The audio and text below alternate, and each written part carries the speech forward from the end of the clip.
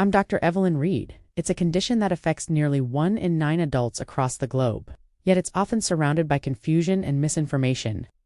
Worldwide, an estimated 589 million adults are living with diabetes. But what's really shocking is that over 4 in 10, that's about 252 million people, don't even know they have it. Maybe you're worried about what a diabetes diagnosis could mean for you or someone you love. Maybe you're wondering if you're at risk, or just feeling totally overwhelmed by all the conflicting information out there. Well, we're here to cut through the noise. In this video, we're going to give you the straight facts about what diabetes is, its causes and symptoms, and the best ways to treat and manage it. We want to empower you with clear, trustworthy information so you can feel back in the driver's seat of your health.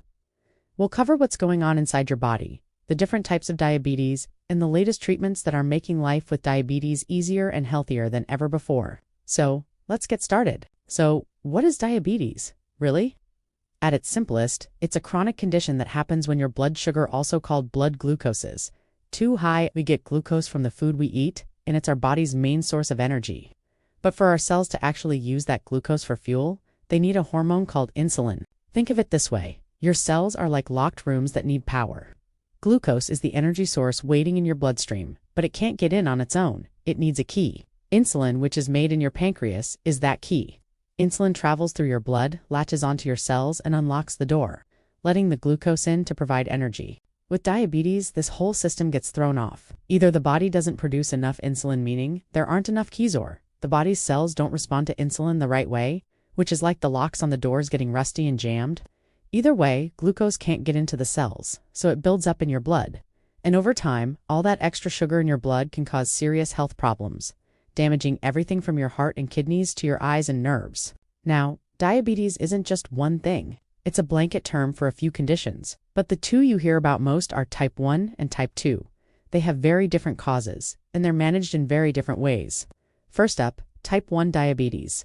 This is an autoimmune disease. That means the body's own immune system, which is supposed to fight off viruses and bacteria, gets confused and attacks and destroys the insulin-making cells in the pancreas.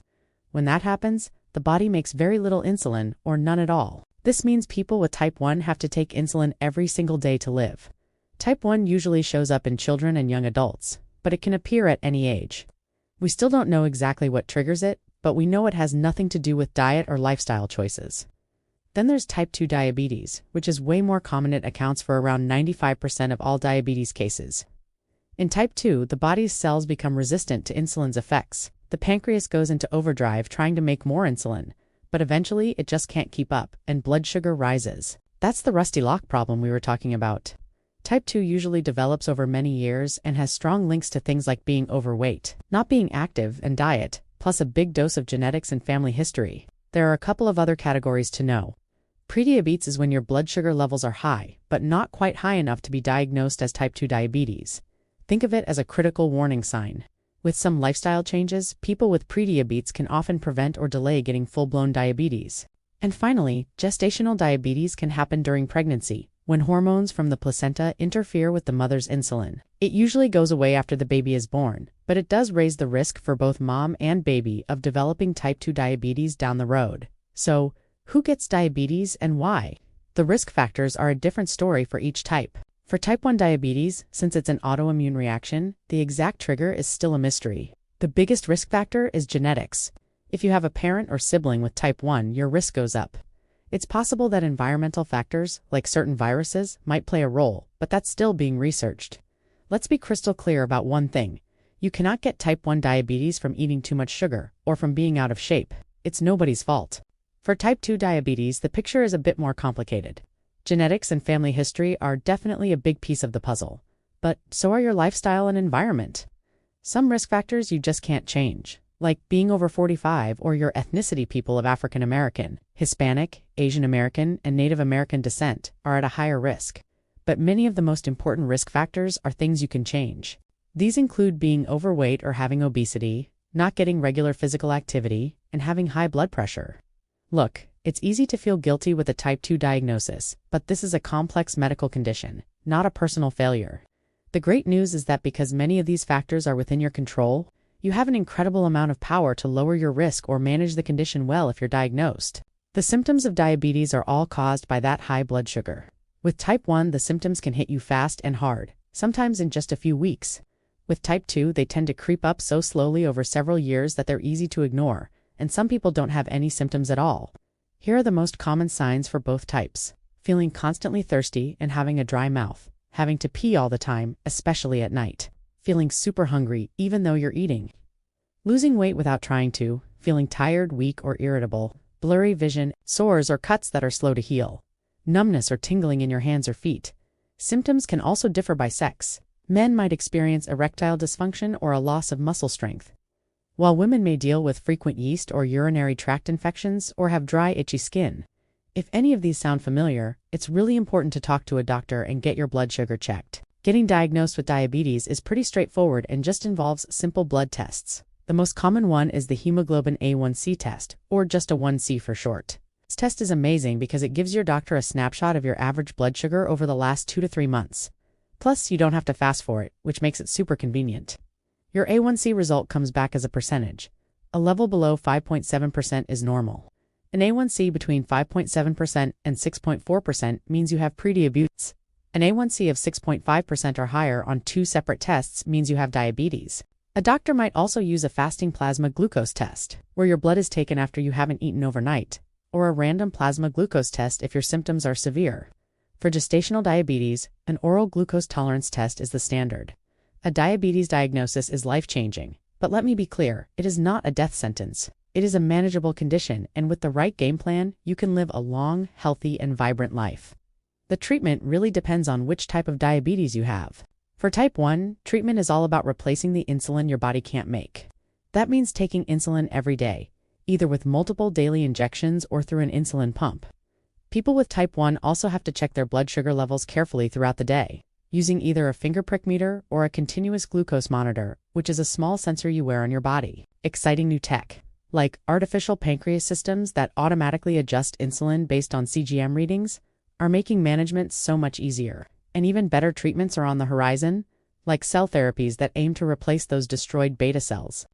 For type 2 treatment usually kicks off with lifestyle changes. Losing even a small amount of weight, just 5 to 7% of your body weight, can make a massive difference. You can typically get there with a mix of healthy eating focusing on non-starchy veggies, lean protein, and whole grains and regular exercise, shooting for about 150 minutes of moderate activity a week. If that's not quite enough, oral medications are usually the next step. Metformin is often the first one prescribed. And in the last few years, a powerful class of drugs called GLP-1 receptor agonists has totally changed the game. Drugs like semaglutide and tirzepatide don't just improve blood sugar. They also help with significant weight loss and protect your heart. They started as injections, but oral versions are becoming available, which is great news for anyone who doesn't love needles. Some people with type 2 might eventually need insulin if other treatments aren't enough to keep their blood sugar in a healthy range. So why is managing diabetes so important? It's all about preventing or delaying the long-term complications. Think of chronically high blood sugar as a poison that slowly damages your blood vessels and nerves. This damage can lead to some serious problems. Diabetes is a major cause of cardiovascular disease, which means a much higher risk of heart attack and stroke. It can harm the tiny blood vessels in your kidneys, which can lead to kidney failure. It can also damage your nerves, a condition called neuropathy, which causes pain, tingling, or numbness, especially in the feet and hands. That nerve damage, along with poor circulation, is why foot problems are so common and can, in some cases, lead to amputations. Damage to the eyes, called retinopathy, is another big concern and a leading cause of blindness. That sounds scary, and it is serious. But here's the empowering part. You are not destined to have these problems. By keeping your blood sugar, blood pressure, and cholesterol in check, and by getting regular checkups, you can slash your risk of developing any of these long-term issues. We've covered a ton of ground today, and we really hope this has been clear and helpful for you. If you got something out of this video, do us a favor and hit that like button and subscribe to our channel for more videos that cut through the noise on health topics that matter. And please, share this video. You never know who in your circle might be searching for this exact information. Let's quickly recap. Diabetes is a serious chronic condition, but it is absolutely manageable. Whether it's type 1, which needs insulin, or type 2, which is often managed with lifestyle and medication. The tools to get it under control are better than they've ever been. The keys to success are understanding your type, knowing the symptoms, and teaming up with your doctor to create a solid treatment plan. It's completely normal to feel overwhelmed after a diagnosis, but always remember that knowledge is power. You have the power to make healthy choices, to stay on top of your condition and to live a full, energetic, and healthy life. This isn't the end of the road, it's the start of a new path, and you are in the driver's seat. Thanks for watching.